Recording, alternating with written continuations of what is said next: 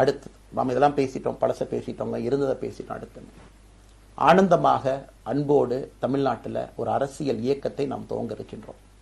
இது அரசியல் இயக்கமா, கட்சி இல்லையா அப்படின்னு நீங்க யாரும் கேட்கவே வேண்டாம். கண்டிப்பாக தமிழகத்தில் அடுத்து நடக்கக்கூடிய தமிழகத்தினுடைய பொது தேர்தலில் நம்முடைய கட்சி போட்டியிடும், அதில் எந்த மாற்று கருத்தும் இல்லை. அதற்கு நம்ம தயார் பண்ணணும். நிறைய லீடர்ஸை தயார் பண்ணணும், நிறைய கேடர்ஸை, வாலண்டியர்ஸை தயார் பண்ணணும், உத்வேகத்தோடு தயார் பண்ணணும். அவங்களுக்கு அந்த ஸ்கில் செட்டை நம்ம உருவாக்கி கொடுக்கணும். அதற்கு கொஞ்சம் நேரம் ஆகும். நாம் அது ஒரு இயக்கமாக ஆரம்பித்து நிறைய மனிதர்களை உள்ளே கொண்டு வந்து அவர்களுக்கு சில இடத்துல அரசியலை சொல்லிக் கொடுத்து எல்லா தரப்பட்ட மனிதர்களையும் உள்ளே கொண்டு வந்து, ஏன்னா பாரதிய ஜனதா கட்சியினுடைய தலைவராக பொறுப்பேற்ற பிறகு நான் முதல்ல போய் ஆசீர்வாதம் யார்கிட்ட வாங்கினாங்க, சமீபத்தில் மறைந்த நல்ல கண்ணையா கிட்ட தான். இன்னைக்கு மண் சார்ந்த அரசியலை முன்னெடுக்கணும், நல்ல மனிதர்களுடைய கொள்கைகள் உள்ள கொண்டு வரணும், எல்லா மனிதர்களையும் உள்ளடக்கிய அரசியலை நாம் முன்னிறுத்தணும். டெக்னோக்ராட்ஸ் பெருமளவில் நமக்குள்ள வரணும், பெருமளவில் நமக்குள்ள டெக்னோக்ராட்ஸ் வரணும்.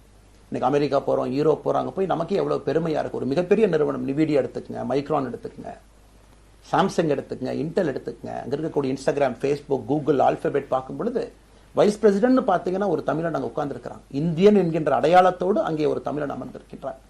என்னுடைய கனவு உங்கள் பல பேர்த்த போல அவர்கள் எல்லாம் திரும்ப இங்கே வந்து அரசியல்ல ஏதோ ஒரு விதத்துல கான்ட்ரிபியூட் பண்றதுக்கு நம்முடைய இயக்கமும் நம்முடைய வருகின்ற காலத்துல நம்ம ஆரம்பிக்கக்கூடிய கட்சியும் அதற்கு உறுதுணையா இருக்கணும். அத்தனை டேலண்ட்டை ரிஃபைன் பண்ணி நம்ம கொண்டு வரும்.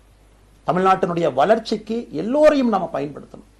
இதுல எங்கேயுமே கூட நான் பெரிது நீன் பெரிது என்று இருப்பதை விட ஒரு வளர்ந்த பாரதம், இந்தியா உலகத்துல மிக முக்கியமான இடத்துல அந்த பாரதம் வந்து அமரும் பொழுது முதன்மை மாநிலமாக தமிழகத்தை கொண்டு வந்து நிறுத்த வேண்டிய பொறுப்பு நமக்கு இருக்கு. அதற்கு நம்முடைய பொலிட்டிக்கல் கிராமர், பொலிட்டிக்கல் லாங்குவேஜ் எல்லாமே நம்ம மாற்றணும். நம்ம பேசக்கூடிய விஷயம். அடுத்து இன்னொன்று கேட்குறாங்க, நான் கமெண்ட் வர அப்படியே நான் பேச ஆரம்பிக்கிறேன். தமிழ்நாட்டில் இன்னைக்கு ஒரு அரசியல் கட்சி வேணுமான்னு கேட்டீங்கன்னா கண்டிப்பாக வேணும், அதில் எந்த மாற்று கருத்தும் இல்லை. இந்த கல்ட்டு பாலிடிக்ஸ்ல இருந்து வெளியே வரணும், ஒரு காமன் மேன் பாலிடிக்ஸை முன்னிறுத்தணும், சமரசம் இல்லாத கொள்கை இருக்கக்கூடிய இயக்கமாக அது கட்சியாக முன்னாடி வரணும். அவ்வளவு குவாலிட்டியான லீடர்ஸை நம்ம பில்ட் பண்ணணும். ஒரு முதலமைச்சர் தமிழகத்தை மாற்ற முடியுமான்னு கேட்டீங்கன்னா கண்டிப்பாக முடியாது. முதலமைச்சர் இருக்கக்கூடிய 35 கேபினெட் அமைச்சர்கள் மாற்ற முடியுமான்னு கேட்டா கண்டிப்பா முடியாது. 234 சட்டமன்ற உறுப்பினர்கள் மாற்ற முடியுமான்னு கேட்டா முடியாது.